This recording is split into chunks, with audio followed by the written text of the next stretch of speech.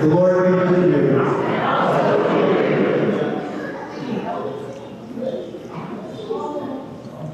Let us pray.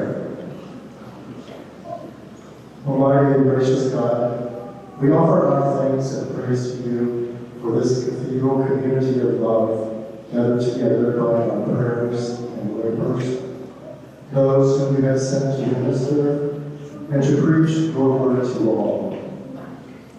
We give thanks to those servants and witnesses of time past. We remember with grateful hearts those who generously gave of their resources for what we now enjoy. We give thanks to this meal and all who have made it possible. Grant us all things necessary for our common life together, and in all that we do, may we perceive what is right and pursue it.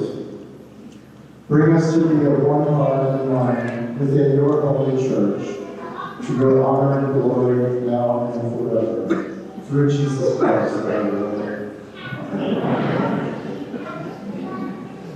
Thank you, Brooks. Before I call this meeting to order, first order of business, so to speak, is to thank the provider of our lunch. Our chef today was Reina Zaksu. She does a great ministry and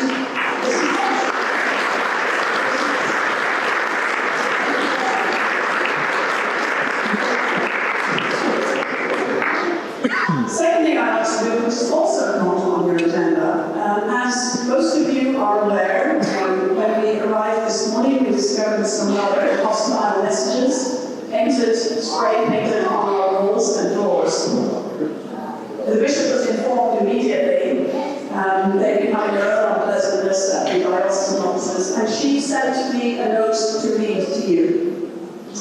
My dear friends of St. Paul's, like you, I was shocked this morning to see that someone had come overnight and painted profane and insulting graffiti all over our cathedral's beautiful campus. I am deeply saddened by those in this world who react with such anger and spite to the God of love and compassion. Of course, none of us know what prompted this outpouring of anger. We cannot know whether the perpetrator is angry at the Christian faith in general, and that the Episcopal Church, after Bishop Marian Baptiste's inspired and gospel-centered message at the inaugural prayer service, or at St. Paul's Cathedral in particular, and at the editorially that they also tagged the synagogue. What we can know is that someone responded with hate to the good news of God's love, welcome, and inclusion of all people. Inclusion not just of us in church, but everyone. Immigrants, refugees, LGBTQ+ people, people of all races and nationalities. I want breaks for those who react with hate to God's love poured out for all. I used to have a deacon who often said, you know you're doing something right when evil attacks you. Jesus put the same thought this way in the Beatitudes. Blessed are the poor in spirit, for theirs is the kingdom of heaven. Blessed are those who mourn, for they will be comforted. Blessed are the meek, for they will inherit the earth. Blessed are those who hunger and thirst for righteousness, for they will be filled. Blessed are the merciful, for they will receive mercy. Blessed are the pure in heart, for they will see God. Blessed are the peacemakers, for they will be called children of God. Blessed are those who are persecuted for the sake of righteousness, for theirs is the kingdom of heaven. Blessed are you when people revile you and persecute you and utter all kinds of evil against you falsely on my account. Rejoice and be glad, for your reward is great in heaven. For in the same way they persecuted the prophets who were before you. That, of course, comes from Matthew chapter 5. And she continues, St. Paul's, I give thanks that you have been a beacon of Christ's love in our San Diego community for many years. I give thanks for the leadership of the Eucharist and all the other clergy and lay leaders who make St. Paul such a bright, shining light of God's love that a landlord will try ineffectively to dim that light. Blessed are you and blessed is our community, because you show forth God's love for all people. In Christ, the Right Reverend Sister Johnson, Bishop of San Diego.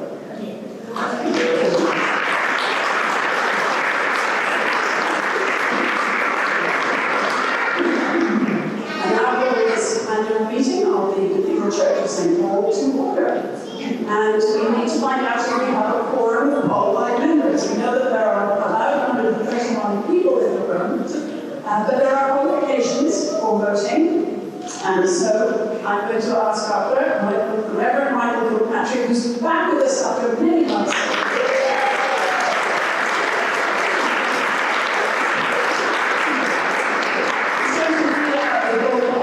If you qualify, please stand and remain standing for a minute or two if you are able. Otherwise, we'll do this so that we can capture. We need to make sure we have a quorum. Good morning.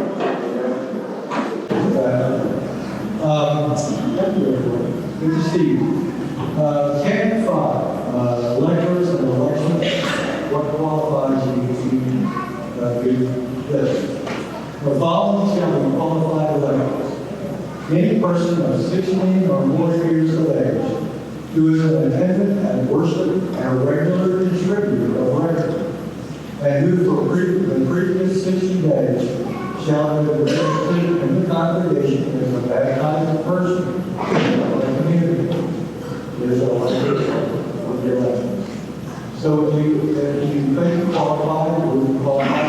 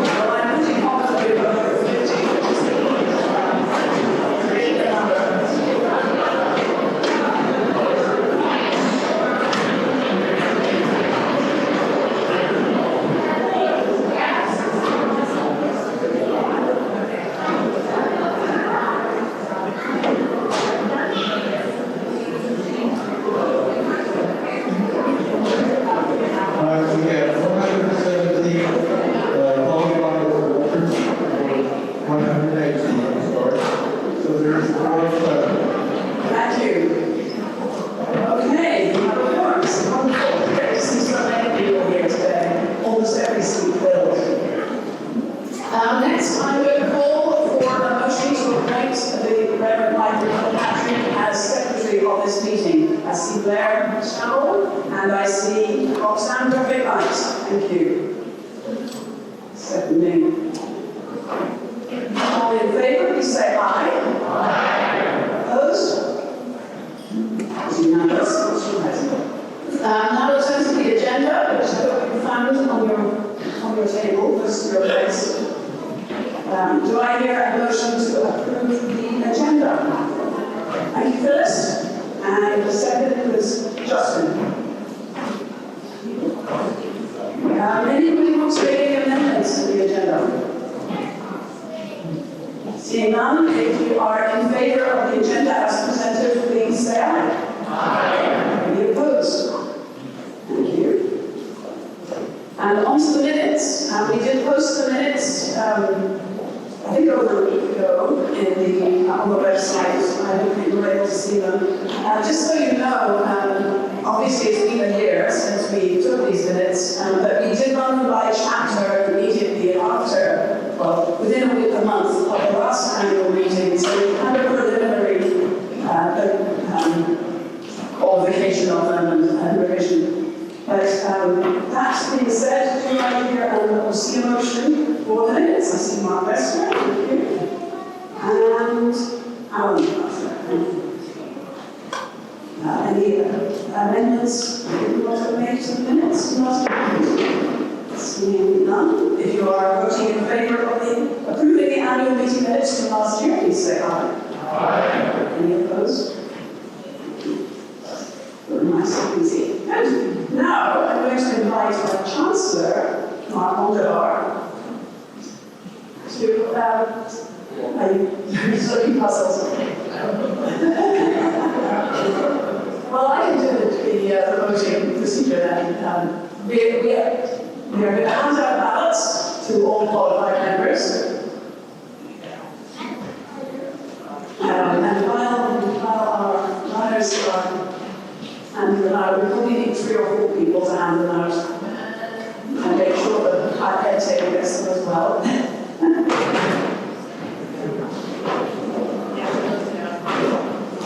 And good chapter member is running forward to help. While we distribute the ballots, I will invite our candidates, 7 candidates, to stand. Is it good look at you? Okay, so.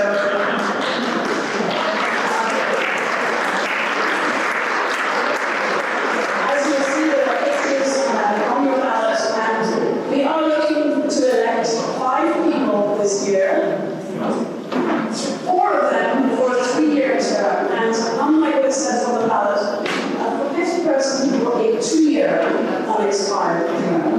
And this is due to the tragic and unexpected death of Jill Sandberg last fall. She was in her first year on chapter. So you will vote for no more than 5. You can vote for fewer if you want to. No more than 5, please. And then table their ballots. When you are done, vote them once and pass them up this way.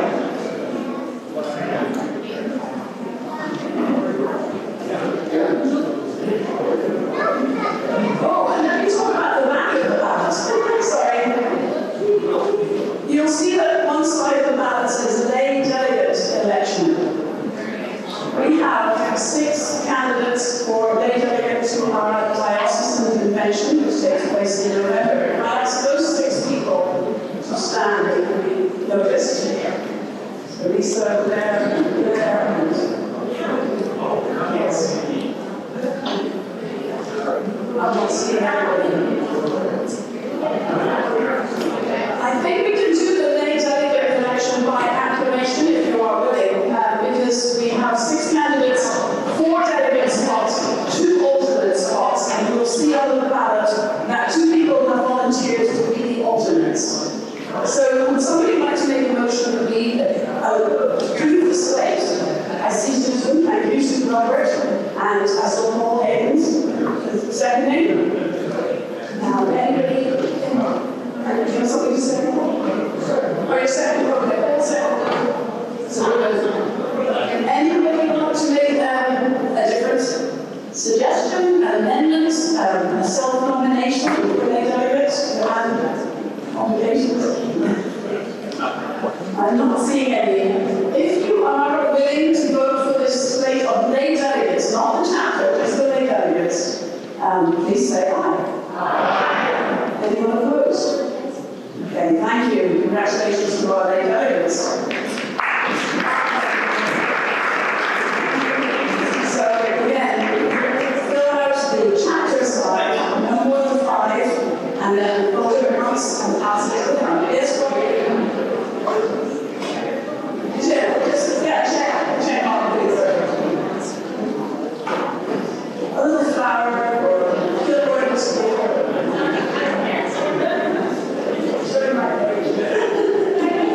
Right.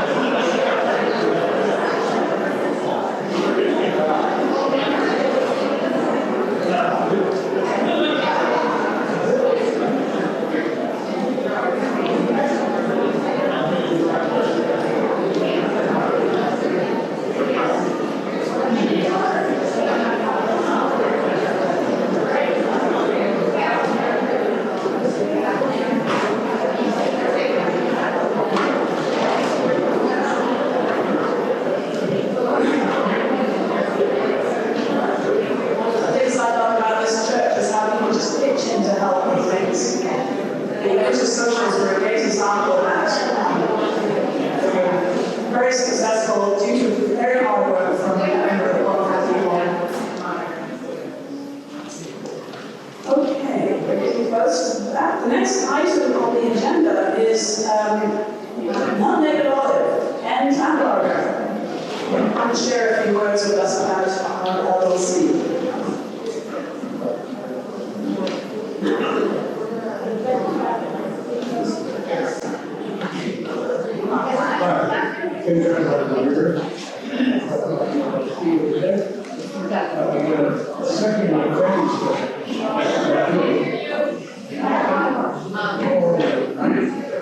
The gracious thing, right? It goes through the world. Anyway, we've heard and voted, we've got a lot of people who help the LLC. And then we go a little bit of background on overall. It's a subsidiary of Cathedral, and we were established in 2004. So it's not something we really here. And it owns, we own 6% of this building floor. And it's the basically it's made by the Cathedral officers, like second, the commercial space, basically the family. We'll get to that a little bit later. In 2024, we established, in 2024, the team was Diane, Kimberly, Art Mutchler, and Betsy Gonzalez, and me as managers. Contractors were in Russ, for legal activities. The lady, project managers, Russ, Kathleen Burgess, administration, and the representative of the sixth holiday, our association anyway. And then that's what we had, Okihara did 3 years of chapter monitoring for us, and Ms. Blair is our manager. Andrew is no longer with us. He went off to be the chancellor of the diocese. And I'll tell you that, he got us all set up with at least 50 people for a long period. So it's 30 years now. We're still trying to rent the space available on the first floor of the Fifth Avenue. And we have the current high-end bodega looking at a lease that we prepared. So we're hoping to get that done soon. Kathleen has been helping us in many ways, and one she got question back then this year was reserve study. And so we had to find out what should we set aside this year to cover the year's expenses of us. Around $60,000 according to my calculations. And we've done that now through 2024. That's all set aside. And it's co-mingled with our other investments, but we know how much is there that we got to spend. We also spent, with the Andrew's side, a good bit of time trying to sort the property tax out.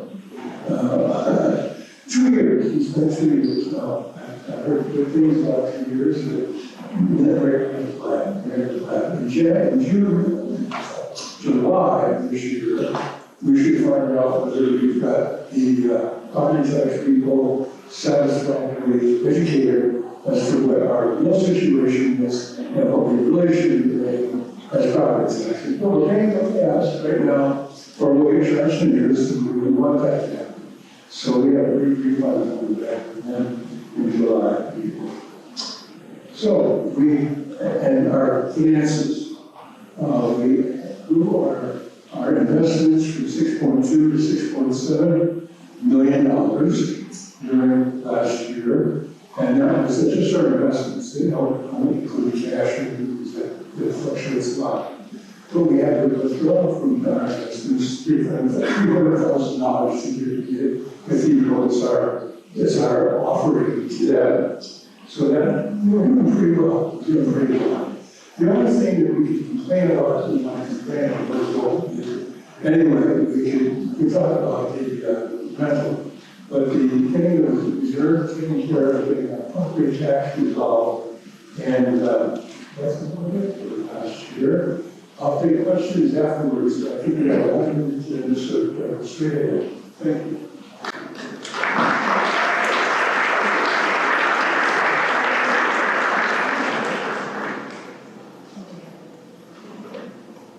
That deserves our special thanks because he's been in this from the very beginning, and there aren't many people who stick to the ministry for 20 years.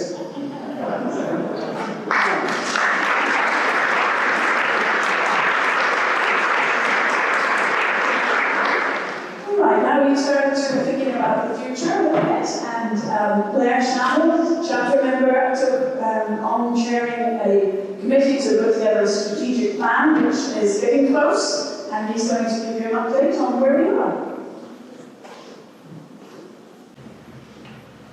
Thank you, Penny. I have 15 minutes.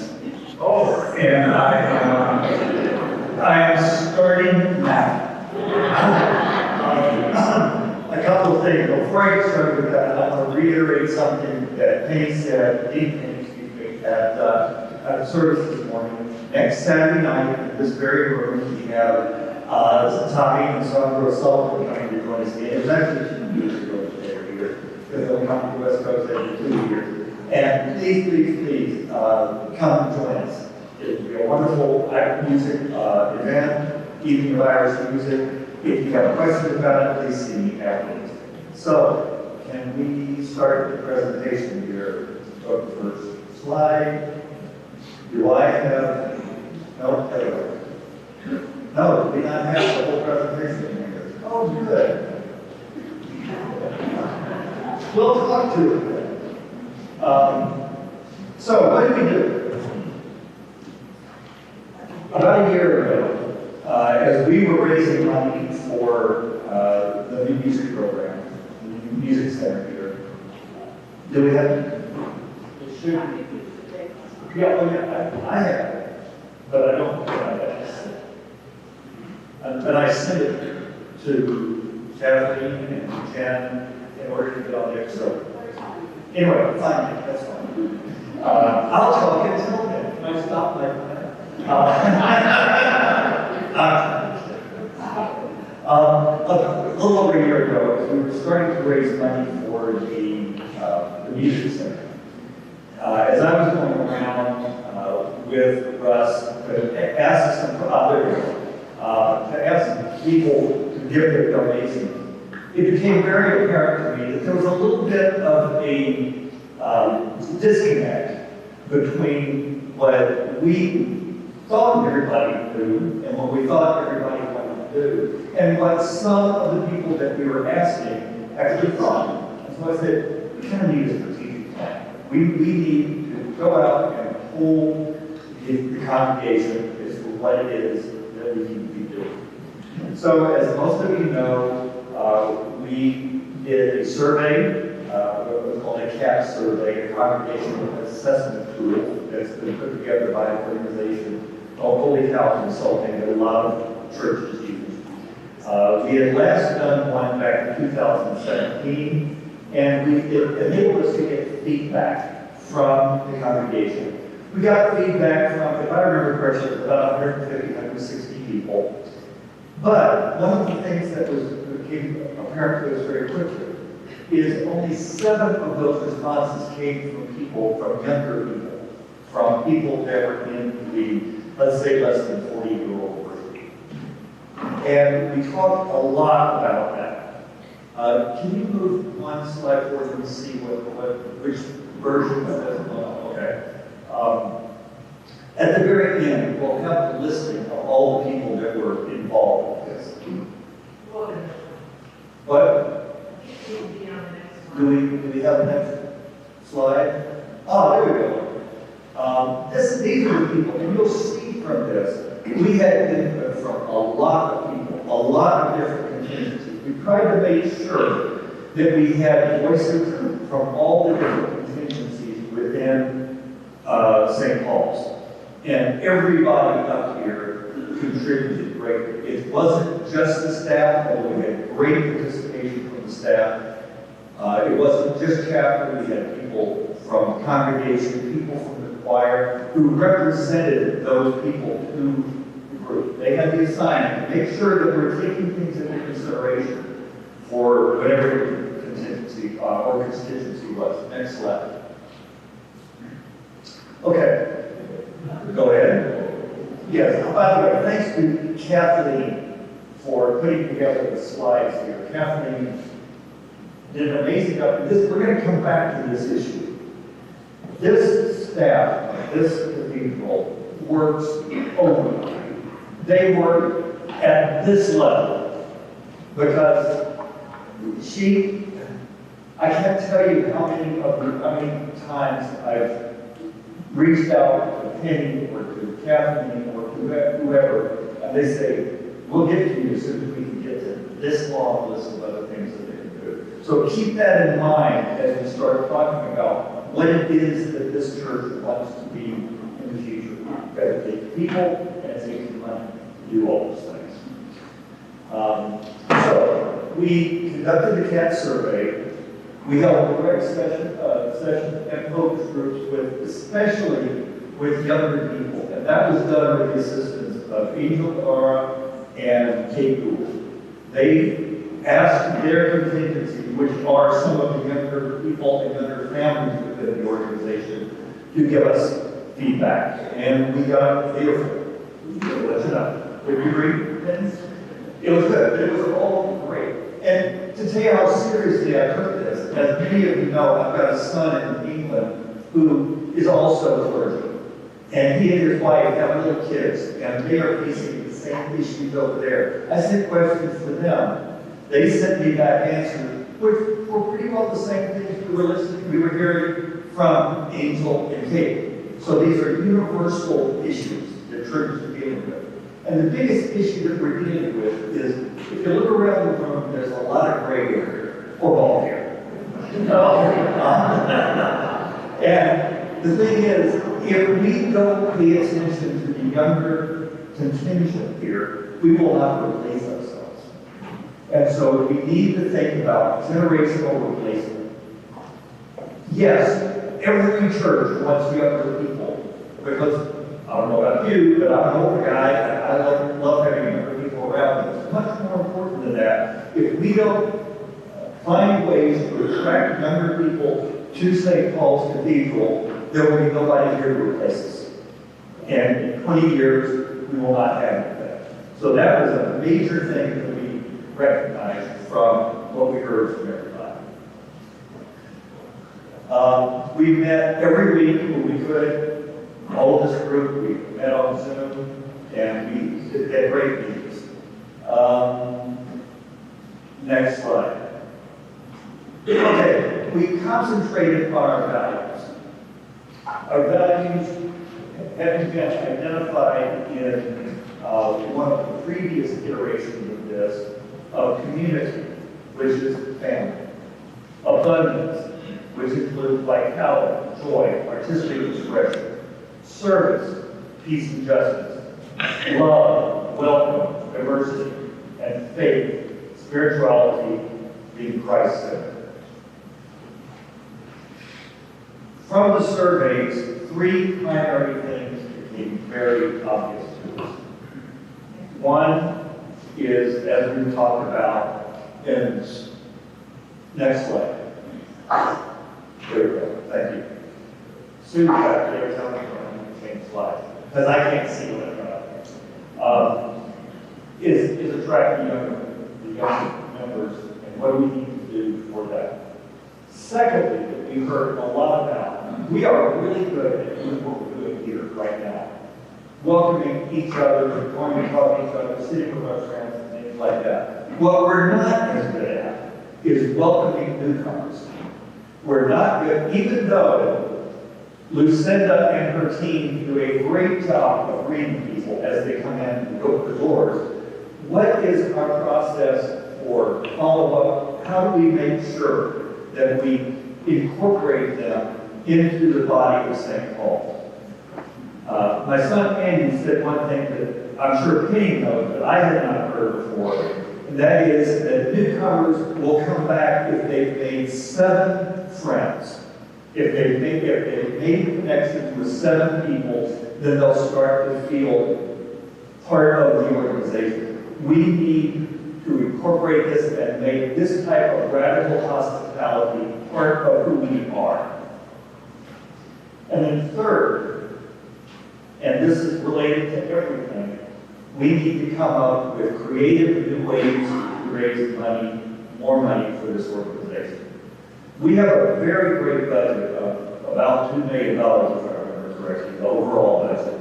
And one of the things that we learned in the CAT survey is that for cathedrals like ours, we are in the 2nd percentile in giving according to income that is self-reported as part of the CAT survey.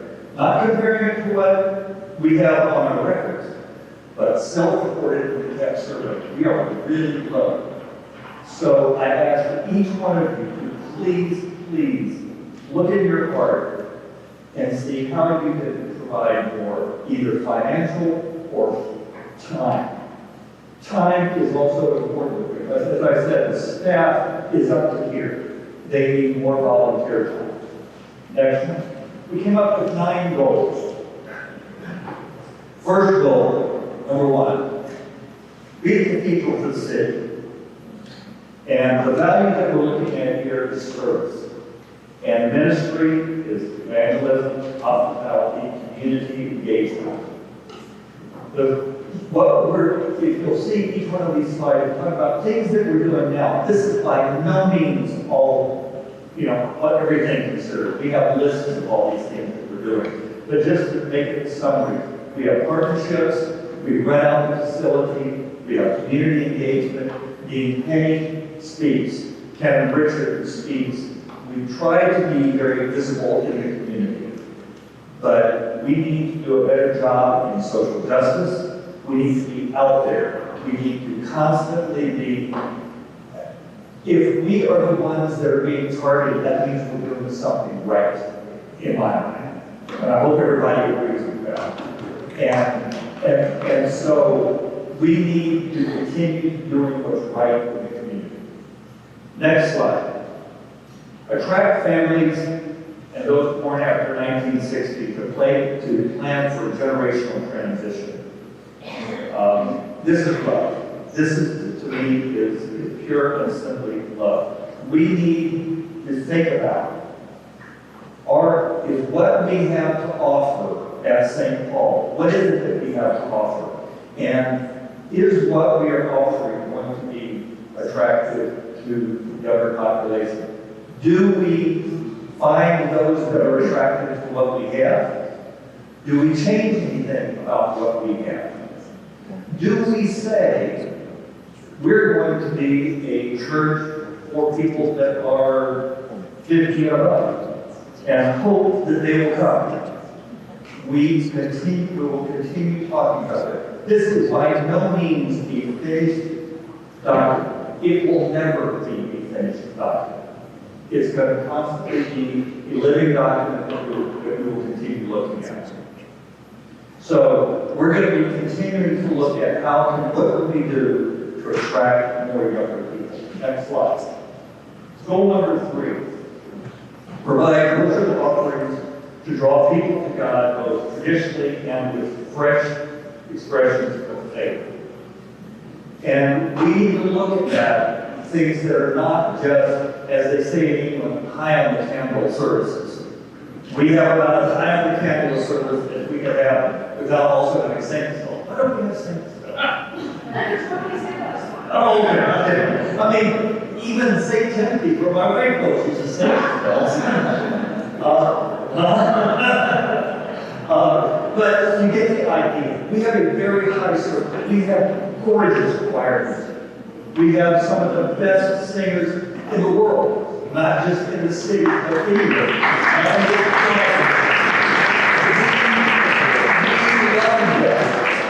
But one of the things that we hear is it's not real friendly to younger families. And the way that we do our service is not real attractive. And we don't offer a Sunday school. We can't teach kids and make them form into what it is that's going to replace it. We've got to continue thinking about that. Is it okay? Time-wise? Okay, go for it. That's it, go for it. Draw people into the holy and heart of God through high-quality music, recordings, and visual arts. We do, as we just applauded for, between our organist, our choir master, God bless Rick Todd for the work that he used to do for art programs. We're re-looking at that right now and how we're going to get that back up to the level it needs to be. We know that this place is full of people that are passionate about music, passionate about the arts. We also need to think about how can we be passionate about things that are attractive to other people than just us. So think about that. Feed me information, feed Penny information, feed us your thoughts. Okay, I'm almost. We need to monetize. Well, one of the things we need to think about is music offers, like the thing we're doing next Saturday. How do we monetize things like that and bring in people that will pay something for what they're looking at? It doesn't need to be something that's going to bring in $10,000. If it brings in $1,000 on a night, that's $1,000 we didn't have before. Go 5, next one. Reflect God's care for the oppressed and marginalized by becoming a congregation committed to social and environmental justice and anti-racism. This is really important. We call ourselves a cathedral for the city, and that we do a lot for the homeless and we do a lot for the poor. We could do a whole lot more. We need to be a lot more visible about what it is that we do. And we need to let people know. One of the things that I have learned as people, when I talk to younger people, they want to do things. They want to feed the poor. They want to clothe the people that don't have clothes. They want to help the homeless. Well, you know what? We're already doing a lot of that stuff, but people just don't know what all we're doing. And if there's more opportunities to do it, as long as we can fund it, that's great. So, we also have a lot of partner organizations that we work with that are doing this. Next slide. Increased congregational connection to both neighbors and newcomers. What we need to do here is, as I was saying earlier, look at how we can be more radically hospitable. Increase visitor to active member ratios. How do we take those people that come in our front door and make them members? We do okay, but we can do better. Next one. Goal 7. Offer fellowship and social gathering opportunities. We're doing it. This is great. One of the things I think we do better on is intergenerational opportunities. One of the ideas that somebody, I can't remember who it was, told me was, why don't we partner a younger person with an older person and interview each other? I want to know what all you guys that are retired did in your past life. I don't know. How do we know that? I want to know the hopes and dreams of the younger people. Think about programs, something like that, or anything that we can do to have more intergenerational investment. Goal 8, next one. Offer year-round formation opportunities. Improve volunteer participation, especially regarding Christian education. We need to figure out how to do a better job of Christian ed. We don't do enough of that. The good news is that the work that she does in the parade ground, believe it or not, the kids learn that. It's not just playing. She's teaching the whole time that she's there. And the kids have come up and said the Lord's Prayer as a result of what they learned, and things like that. So, more ideas, more discussion of that. And the final goal is be good stewards of our finances and accounts. And guess who was the one that got assigned to this one? Our treasurer will help me with this one. And Betsy, and I would like to know that Betsy has such a tremendous job of looking after what wealth we do give to the church. She constantly finds a way to pay for things.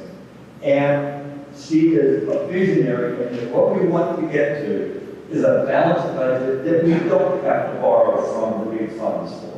Right now, we're borrowing significant amounts of money every year to balance our budget. We're eating our seed corn and doing it. We don't need to be doing that anymore. So that tells you where we are right now with the strategic plan. It is still wide open for everybody to give feedback. We're going to continue this process for a little while longer. It's a visionary strategic plan. We have not gone back and found costs for everything. That will be the next step. The things that we settle on, how much it's going to cost to do it, what more resources do we need, that'll be our next presentation. Sorry.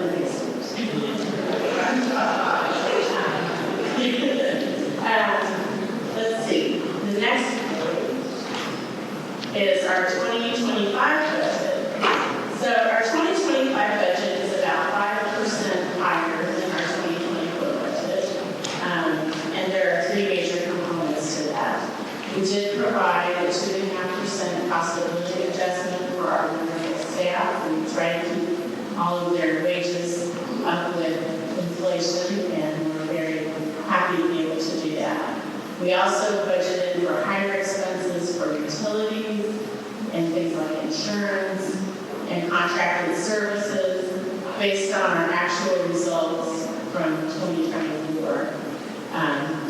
As we all know, the cost expenses have been going up a bit, and so we had to realize that. And then the third thing is our common life share that we pay the taxes increased by about $18,000 in 2025. And in addition to that, we've made a pledge to the Diocesan Courageous Love campaign, and that increased our what we pay to the diocese by another $20,000 per year. So that's pretty much what our increased costs were for the year. As Blair said, when we compiled all of our budget needs and our available resources for 2025,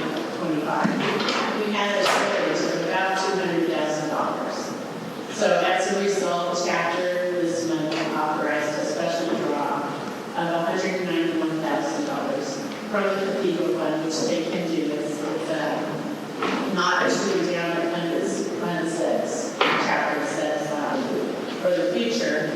And so we've used $191,000 to budget, to balance the budget. And this consideration was made after careful consideration by chapter. The alternative would have been to cut expenses. And most of our expenses are for staff. And our staff is already, they work very hard. And they're stretched very thin. So that was a really problem. We are very blessed to have the resources that we do. We are in a good position. But we always need to be aware that our pledge income of about $1 million only funds about half of the payroll expenses. So we've been working very diligently to raise other funds from rental income from our facilities and all kinds of things.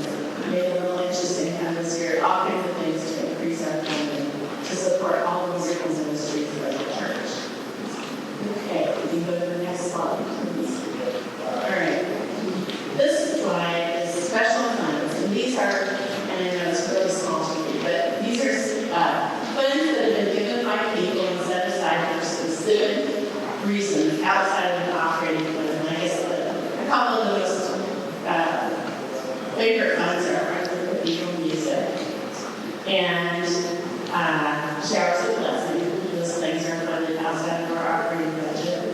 And so you can see if you're involved in any of those ministries, what your ministry had in the bank at the end of the year. And one of the things this year that we got to use was there was money raised for the assessments and Ewell for music. And you heard this morning some of the fruits of that. Arranged to have several pieces of music composed to celebrate the assessments and Ewell. And that's what did that. Some of those pieces they can hear this morning. So that was wonderful. All right. And I think that's it. Okay, then we'll go to the next slide, please. Major Youth Campaign. One of the great things this year was that we were successful in completing our Major Youth Campaign to fund the music center. And we raised $2.5 million. Much of that funding was coming in there.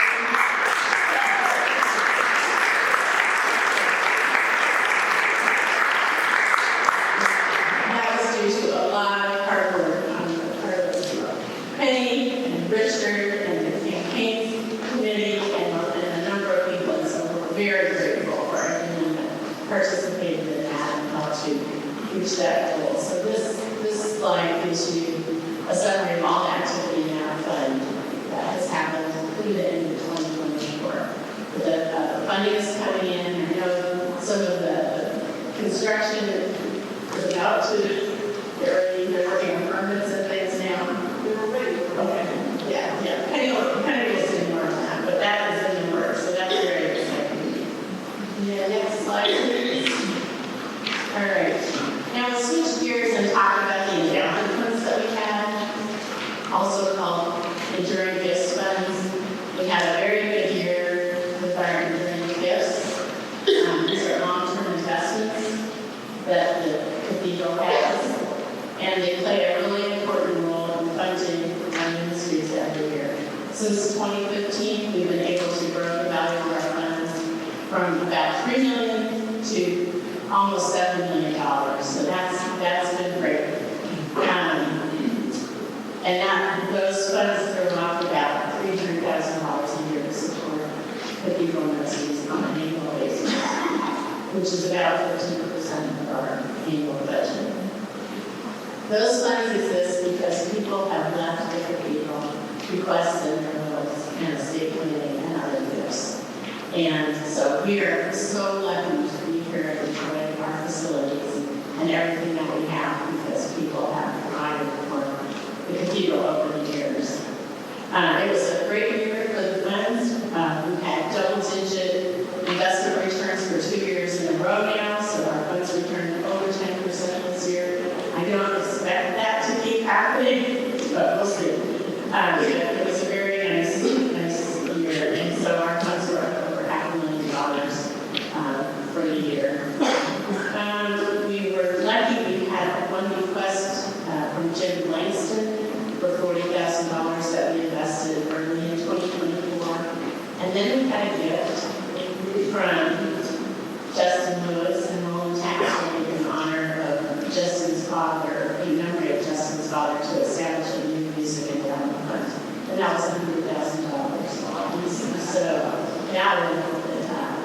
add to the income for the music program in perpetuity at least $5,000 a year, which is really difficult.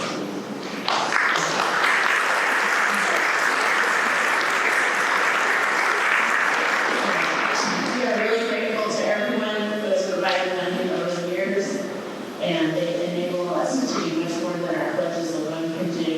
So I encourage you, when you're thinking about your estate planning, to draw on your wills and think about the cathedral, because it's the only way that we will be able to go forward in the future with all of our ministries that are so important.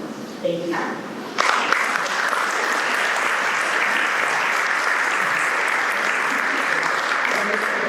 Okay, I can take a few questions, and so, yes, Blair.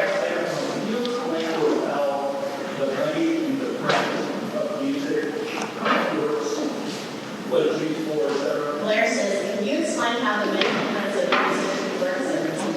Can I explain that? Yes. The Friends of Cathedral Music really is a general music fund. And so people give to it, say, $50 for Friends of Cathedral Music. In the past, because the operating budget wasn't large enough to support the sub-organist position, we drew on that fund to help support Gabriel when he was our sub-organist. Right now, we don't have a sub-organist. That position is open. We're hoping to hire one later in the year. But it can be used for special music, for Christmas and Easter. It can be used for anything in the music program that Martin thinks is important. Yes, yes. You said $28,000. How much of it true endowment do you want to spend for How much is a true endowment that can only be spent for specific reasons? On the balance sheet, you can see the answer to that question. Our total endowment is, let's see, what, $7 million, say. And 3% or $3 million of that is donor restricted. So it's for outreach, some music, and then $1.2 million is endowment. So 4.2 of 7 is true, is restricted. Only 1.2 is truly endowment. Anything else? Thank you.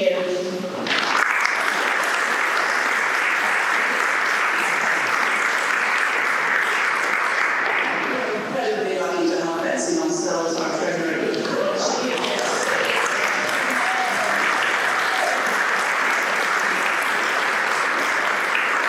Betsy brings together deep faith, a love for the cathedral, and incredibly sensible brains and knowledge and expertise in an extraordinary way. She's able to give us difficult news in an unemotional way, and and great news as well. She's just, she carries us along. It's wonderful. We are so blessed. So now I'll invite my associate, who is labeled as the Reverend Canon Richard Pouch. He's the Pope. He's going to talk about stewardship and the music campaign.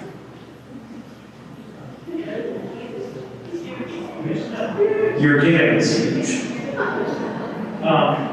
Just really quickly, I'm going to start with a note of gratitude for you all because, as Blair mentioned, in terms of our national average, we may be lower percentile, but I know how much it costs to live here, just like you. So I'm incredibly grateful for each and every one of you who made such an effort to make the cathedral a priority in your personal giving, and I know that that is sacrificial with the cost of living in San Diego. So, to that, you all collectively for our 2025 operating annual campaign have raised over $1 million, 1.031, so that's $1,031,000. That is over 232 pledges, 9 of which are from new members or at least folks who hadn't previously pledged in 2024 or 2023. And that has exceeded already last year's pledge total of $1.02 million, over 255 pledges. So slightly fewer pledges, but even more giving. I want you all to give yourselves a round of applause for how you give.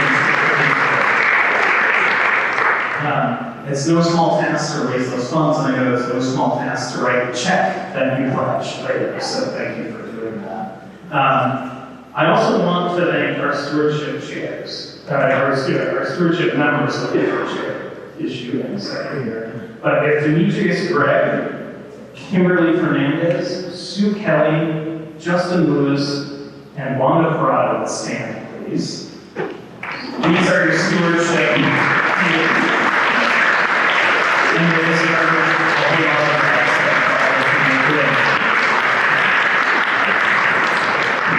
But there's another member of the stewardship committee who's been the chair for 5 years. And I know he may not feel like it sometimes, but he's done an enormous service for this community and for this cathedral. Jairus Kleiner, would you please stand for that?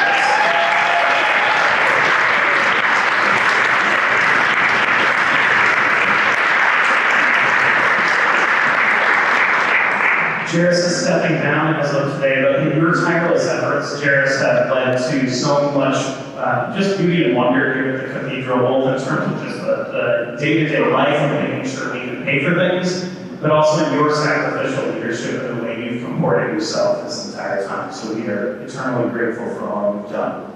I can't thank you enough. You work so hard, and I see you, and so many others do too. But I also want to announce that as Jairus steps down and takes a role in the Legacy Society, and remember that, just as Betsy said, you can raise St. Paul to the level of family by including us in your estate planning, and you can talk to Jairus or I about that whenever you would like. I do want to introduce our incoming stewardship chair, as of tomorrow, will be installed, Demetrius Gregg.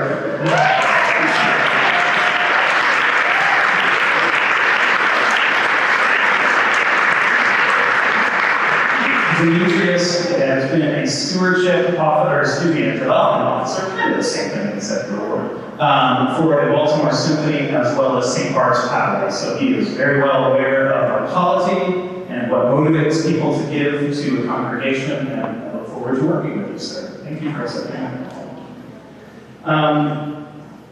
Are there any questions about the stewardship campaign, if I may address them? Great, thank you for giving. All right.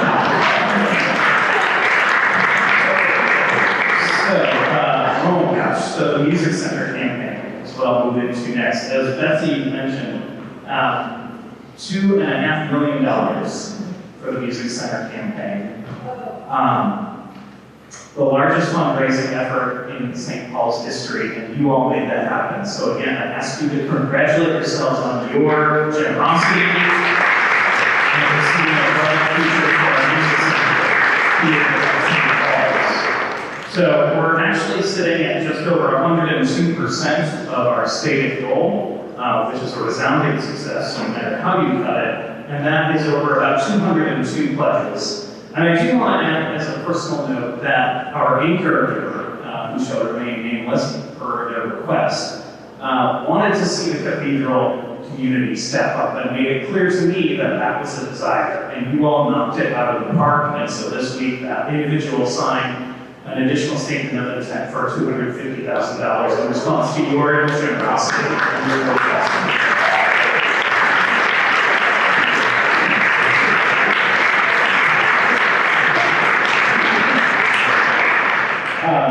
An incredible effort.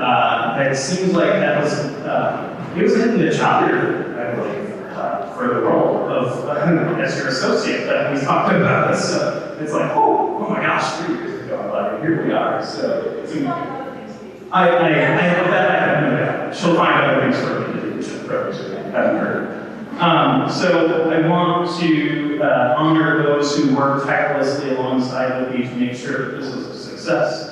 So if Tanya Chavez, Rocky Ewell, Kimberly Fernandez, Martin Green, Janet and Paul Hagan, Sue Kelly, Justin Lewis, Maureen McNulty, Russ Okihara, John Purdue, would you please stand up? And if Roberta Price is here as well, please stand up.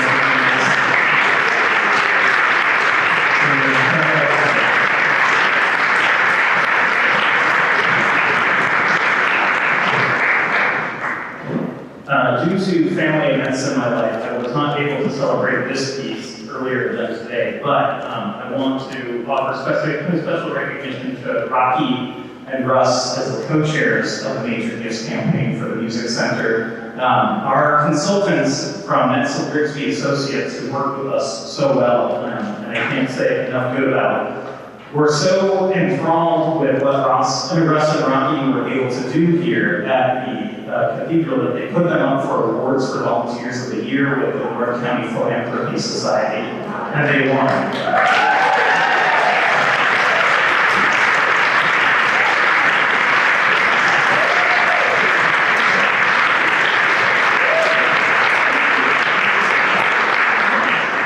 And I want to lastly thank Chapter for stepping up and giving 11% of the overall goals of the campaign. It's one thing to say, yes, go ahead and raise that money. It's another one to put your money where your mouth is. And our chapter did that with their own gifts, and that was led by our leadership giving committee. So a couple of you will have to stand again as I call your name. Russ Okihara, Kimberly Fernandez, Betsy Monsell, Sue Kelly, and Alan Mutchler. Please stand.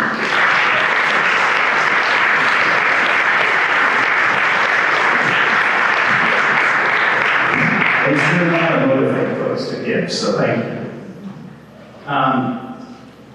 Last but not least, I want to thank the feasibility study team, where this all really kicked off 3 years ago. Everything happens in the quiet until it doesn't.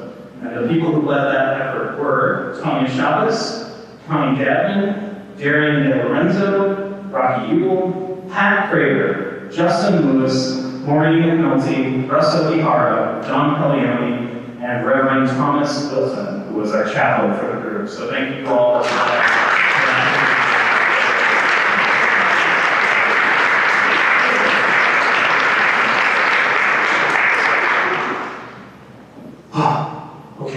So, as was briefly mentioned by Betsy, construction is beginning on the 3rd floor, not where you expect, because we have to put in a bathroom. And by the way, we're like completing the actual original purpose of the room upstairs, going all the way back to the founding of this building.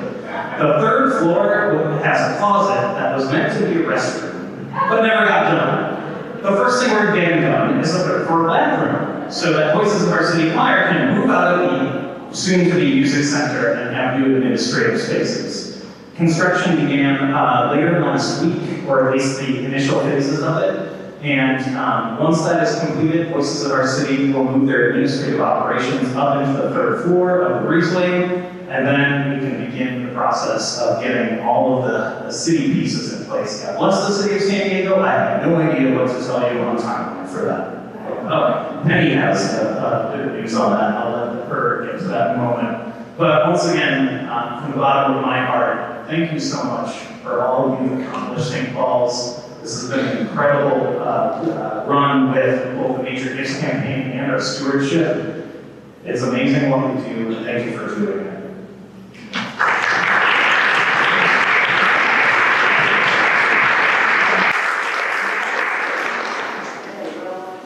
We are still awaiting the election results. It's a good sign, I think, that it's probably a very close election because we had great candidates. And some of what I was going to say has been said. I'm trying to not repeat too much, but I want to start with a recognition of our retiring chapter members and those who continue on chapter. So those who are retiring from chapter, who have finished their terms, Russ Okihara, Tanya Chavez, Stacey, Klaman, and Bob Reed, who filled in for a year. Will you please stand for us to thank you?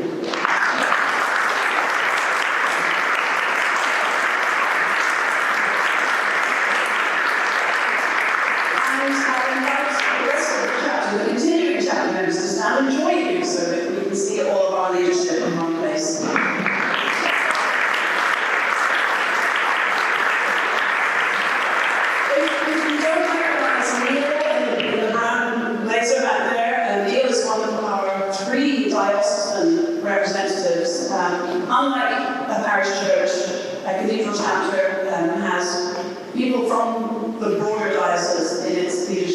so every year, the Diocesan Convention gets to select two diocesan representatives. Actually, not every year, they're 4-year terms. And Neil is from All Souls, and Steve Turnbull, not Steve Turnbull, who's the other diocesan? I'm losing my mind here. Andrew Green, how do I forget? The Reverend Klaman Andrew Green, retired rector of St. Paul in the Desert, is our other elected diocesan representative. He, of course, is busy today, even though he's retired. And then Stephen Turnbull, who's a member of St. David's, I believe, is the Bishop's Warden. So we have our 12 elected parishioners on chapter, and we have 2 people elected by the diocese, and then every year the Bishop appoints someone to be her eyes and ears, which could be seen as being a little awkward, but in fact, in practice, it's wonderful.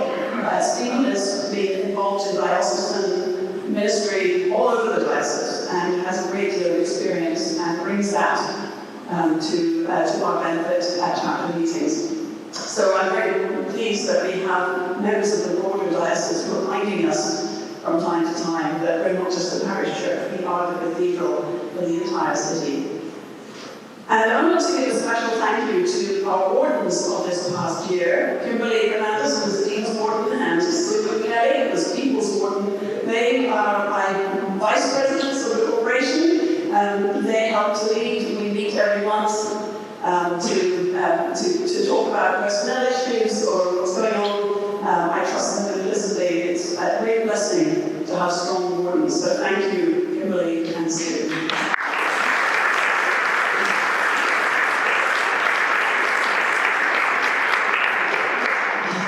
It always warms my heart to look out at this community, see all of these beloved faces. It's been 11 years, just about, and what a decade it's been. This is a remarkable church, and that's because of all of you. And I'm not going to dwell in my remarks now on the year gone by, because you can read those in my annual report. There are a few hard copies of the total annual report packet. I think it's over 100 pages this year, crazy. But it's online. It's newly on our website on the annual meeting page. And if you want to come by the office during the week, we can give you a hard copy if you would like to have a fairly substantial thing to read to send you off to sleep at night. Richard has one of the few copies there. So I hope you will read the whole annual report packet. There's a lot of information in it. Kathleen worked incredibly hard. She was working till late last night getting things ready for this meeting, and she put the whole report together, trying to make it consistent in appearance. And when you've got 40 or 50 people sending in stuff, that's not an easy job. And she's done a wonderful job on it.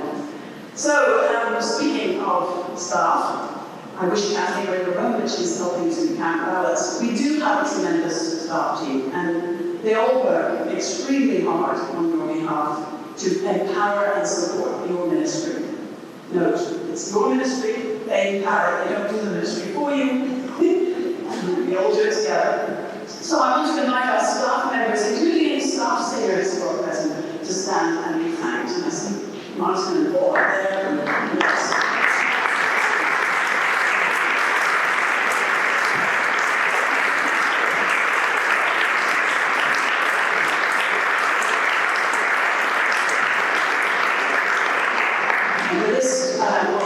Is in my written report.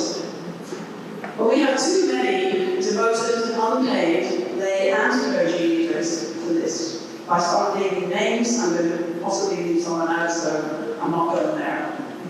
But we could not do what we do. Our beautiful liturgy, our pastoral care, our peace and justice work, our fellowship events, our formation activities, and more. We could not do what we do at St. Paul's without the efforts of dozens of faithful people, and I'm deeply grateful for all of you who do all the different kinds of ministries. So thank you. So let's turn to what is ahead of us. We're all too aware that the politics of our time are deeply troubling. And if you haven't yet viewed the video of Bishop Dudley's homily at last week's inaugural prayer service at the National Cathedral, I urge you to do so. She calls for national unity, compassion, and mercy. You heard Richard talk about her homily a little bit in the sermon. We posted a link to her sermon in our weekly email on Thursday. National unity, compassion, mercy. Our job must be to work for all of these things in our own local context. We may not have a president sitting in front of us in the congregation to speak to one-to-one, but we have all of you, and we have members from the city, visitors from all over the place, many people who come through our doors, and we have a job to do to work for unity, compassion, and mercy in this local context. So with that in mind, as you may already know, we are planning to offer adult formation opportunities to learn and practice civil discourse. If we are to help break down the polarization all around us, we need to learn how to listen respectfully to diverse voices, including those we vehemently disagree with. This isn't a matter of changing minds, but of simply honoring the dignity of every human being. You've heard that phrase before, haven't you? I hope you've practiced that. So our next series of Sunday forums will be a class that's being published by the Episcopal Church's Office of Government Relations on how to do civil discourse. And I hope that many of you will make an extra effort to be here at 9 a.m. on Lent Sundays to participate in this class. Lent is late this year, so you've got another whole month before you have to worry about it. I think March the 9th is the first Sunday in Lent.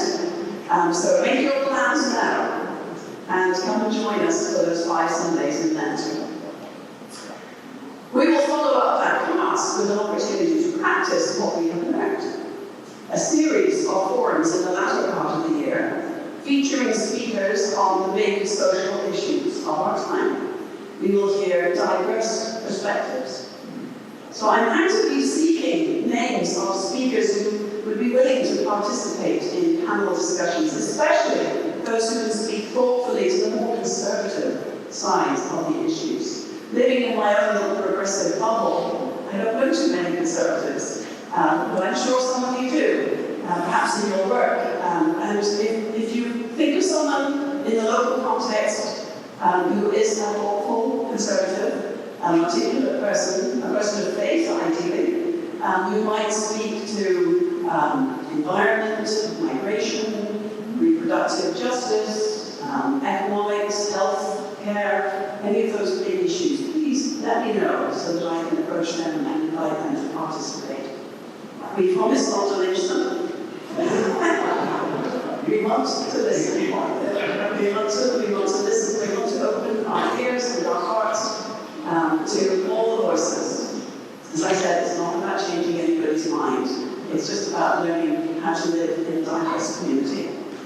And that to me is an essence of being Anglican, that we can agree to disagree and still respect one another.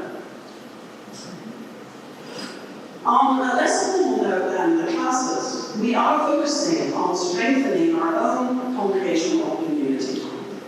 As you know, we held several successful fellowship events in this last month of January, involving over 200 people, plus 131, I think we said, we have here.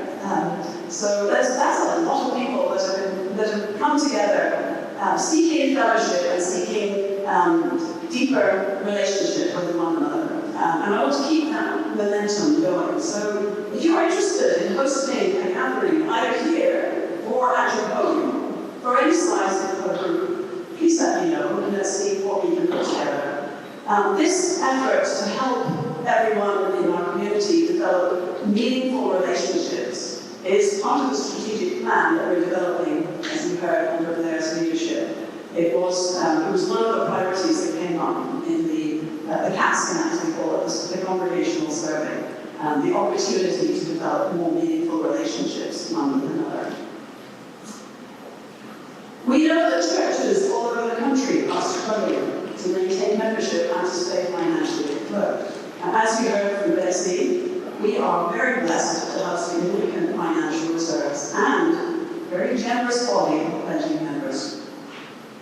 But we do have to face the reality, and I'm repeating some of what you've heard, that the vast majority of our active members are members of the silent and boomer generations. And guess what? We're getting older. If we cannot adapt to be the church that younger people are looking for, St. Paul's will fall into a steady decline over the next decade or so. So as you've heard, our strategic plan seeks to find ways to make us more attractive to Gen X, to millennials, to Gen Z, and beyond. And these are several very different generations with varying needs, varying worldviews, varying attitudes to liturgy, to outreach, to organized religion. And those younger generations are different again from those of us from earlier generations. This last century has seen huge changes from generation to generation. So our great challenge, of course, is to remain faithful to the gospel of Jesus Christ and to continue to nurture our beloved elders and to offer ministry that's compelling for all ages, including and especially younger people and families. At our family service on Christmas Eve, as is our custom, we invited kids to come on up and join us around the altar in the Eucharistic prayer. So we were surrounded by all these different sizes. There were several preteens and young teenagers standing near me, and I noticed, to my great sadness, that none of them joined in saying the Lord's Prayer. We are failing that generation if we don't make every effort to offer them God's love in Christ through the church. Now, I visited very elderly people who have cognitive decline in various levels, and the one thing I've been able to count on when I visit someone is that they remember the Lord's Prayer and they start saying it with me. And to think of these young people growing up, what are they going to remember? They're not going to remember Taylor Swift or something they saw on TikTok. They need to have some deep formation. I'm so pleased to see Kate every Sunday bringing the children up in front of the altar. And if you haven't been able to get a good look, she has a book that tells the Lord's Prayer. It's a beautifully illustrated children's book. It has a line for each page. And she holds it up every week and reads it to them and turns the pages. And she is helping to instill in them something that is deeply meaningful and will stay with them for their whole lives. And I'm so grateful to Kate for that intentionality. Thanks, Dan.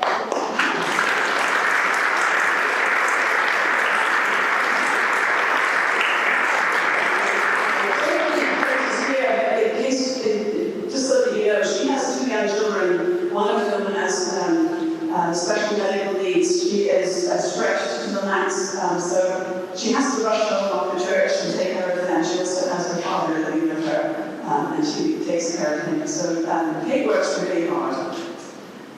So you told us through that CAT survey that the top priority for St. Paul's should be growing the congregation and attracting young families. Every congregational survey ever throughout the whole church says these are our top priorities. Well, we have very few of the young families. I'm so happy we've got a couple of them with us today. But we have very few, and we are in danger of losing some of those families that we have because we currently have no formation program for children over playground age. As I said, we have a very gifted family minister in Kate Ewell. She has great ideas. She has a curriculum ready to go, but she can't do it alone. And our budget doesn't permit us to hire additional employees. So if we're all serious about attracting young families, and we can put it at the top priority, we've got to step up and offer our time and talent and treasure to make it happen.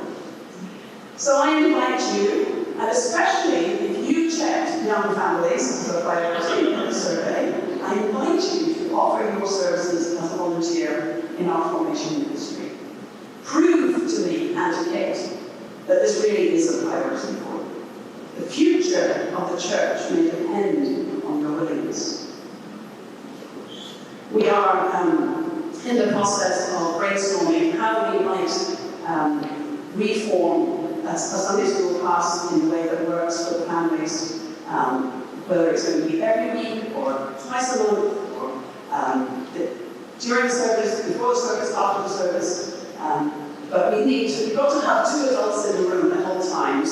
We still want to have a playground. Kate is brilliant at being that first place that new families meet. So we have to help people who will help with this. And the more people who come forward, the easier it will be.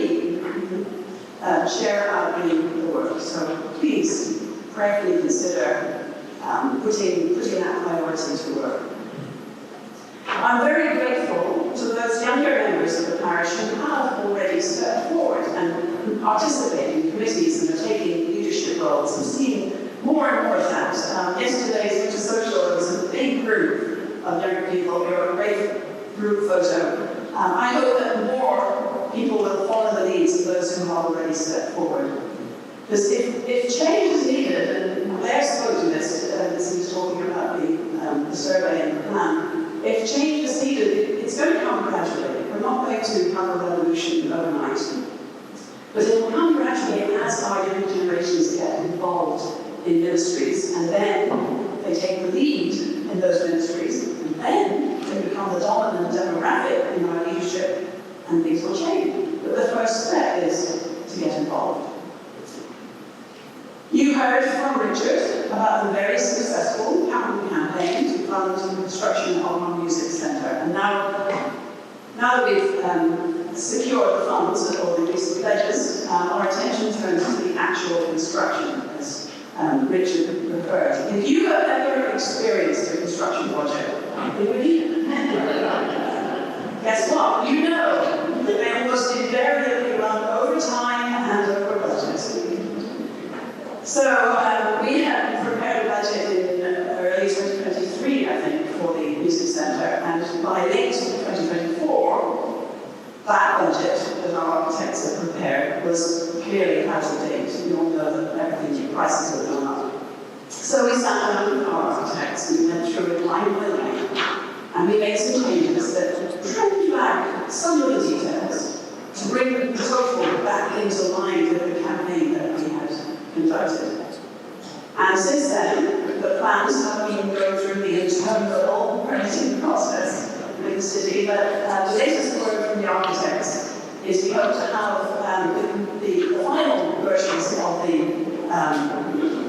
permits in the next few weeks, maybe by the end of February. So again, as Richard said, it's the process. We are first putting in that long-needed restaurant on the 3rd floor of this building. That's between the fireside room and the family ministry's room. So we put in that restroom, and then we do some minor modifications up in that 3rd floor to make the space suitable for the voices of our city to have their offices up there, because we are totally committed to keeping that partnership and continuing to give them a home. And once they move up to the 3rd floor, then the floor underneath us, the space underneath the Great Hall, will be vacant, and they can start tearing down walls and doing all the things to make our beautiful, functional, accessible, and safe music centre. I'm still hoping, maybe this is just on faith, but hoping that we will see it completed by Easter next year. So let's hope. The bathroom project itself is kind of slow and steady. It turns out that there was plumbing up there for a sink, but I don't think there was plumbing into the sewer. And so there's been quite a plan to create a path down to the 3rd floor. And it goes through many right angles to get all the way down into the sewer. But they're going to be drilling the holes this week. So that should move forward. And that's the hardest bit. With the building 100 years old, with concrete and stone, it's going to be quite messy, but they've been very creative about it. We have a tight operating budget this year. It doesn't leave much room for special events or innovations. So, another invitation to you to let me know if you might be interested in sponsoring an event such as a concert, or an art exhibit, or a children's event, or special instrumentation for a major festival service. In addition to our Great Hall concert series, there is the potential for a series of non-classical concerts, and I'd love to brainstorm with some people on that possibility. Gazing a little further into the future, I know that in due course we will once again be able to host the winter rotational shelter that's run by the Interfaith Housing Network. And we are already starting our planning to host the North American Deans Conference here in 2026. It's a wonderful event where it's all of North America, Canada, the United States, and the Caribbean. Deans, spouses, and what the Christian people has deans, retired deans, all members of the conference, and San Diego is going to be a very popular destination, I think. So I'm looking forward to that. The last time St. Paul's hosted it was 1994. Jim and Lisa Churchill hosted it, and people still talk about it as being the best ever. So we've got to do some work. We need to do on that. Oh, well, thank you. Sterling Winchester, Sterling, are you here? There he is. He has served faithfully as chair of our Adult Formation Committee. I'm very, very grateful. Thank you, Sterling.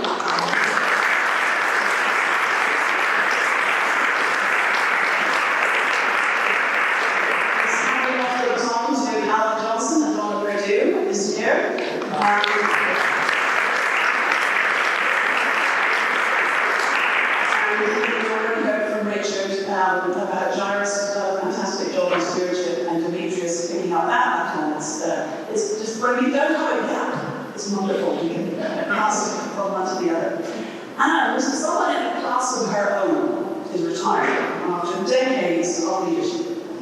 Canon Dolly Diane has lent her wisdom and devotion and leadership skills to the critical ministry of our altar guild, which is so successful that you may not even know it's happening, so smoothly do our liturgies run.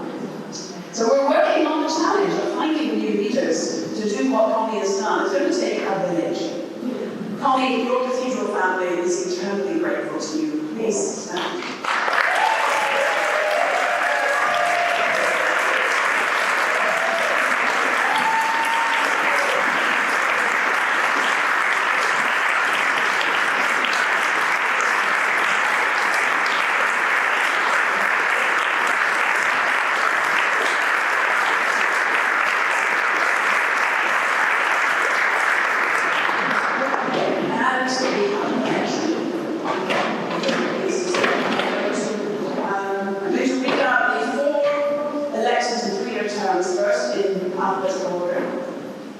Ewell, Stacey, Klaman, and Warden elected to 3-year terms, and Joanna Airhart has been elected to the 2-year unexpired term. Congratulations and thank you to Frank Warwick and Robert Klaman for being brave enough to run as well. So now we have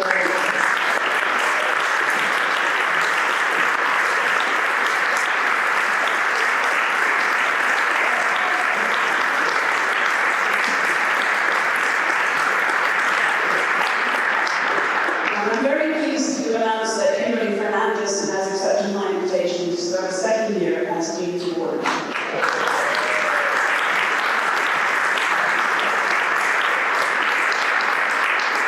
That's all we have to talk about, isn't it? Yeah, one more thing. Now we come to the Robinson Cross. The Harold Robinson Cross was inaugurated in 1997. To recognize those parishioners who have given of their time, talent, and treasure over an extended period in service of the mission of St. Paul's. Every year, I have the privilege of awarding the cross to one or more people who have served this community in extraordinary ways. As you all know, for the last several years, we've been hearing about it, we've been working on a master plan for the cathedral campus, and then narrowing our focus to the construction of a music centre, and then conducting multi-phase exercise to raise the money needed for the project. We've been blessed with licensed consultants with the gifts of Canon Richard Hope as staff leader, with the efforts of all of those parishioners that Richard listed in his talk, those who helped to steer the process and share the challenging task of asking their peers for donations. And believe me, that's a challenging thing to do. The result is a record-breaking amount raised, and we anticipate seeing the music centre completed, as I said, hopefully early in 2026, giving our wonderful and valued musicians a long-needed, safe and accessible and functional space, both for rehearsal for themselves and as a space for the wider community to use for all kinds of creative endeavours. Throughout the capital campaign, we have enjoyed the gifts of two remarkable leaders. Both are long-time members and leaders at St. Paul's. Both are devoted followers of Jesus. Both are known and loved in the wider community. Their work has already been recognized in that wider community, and you heard this from Richard. And now it's our turn to recognize and thank them within our cathedral family. The Robinson Cross this year goes to Rockette, Ewell, and Russ, Okihara.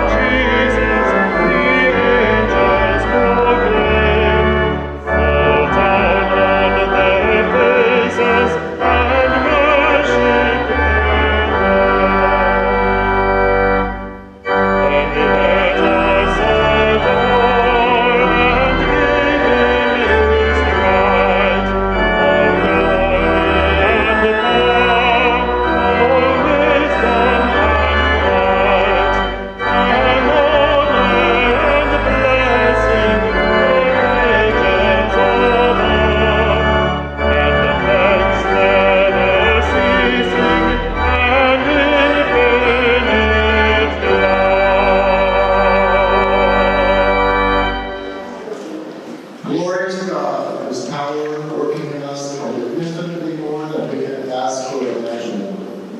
Glory to God from generation to generation in the church, and in Christ Jesus forever and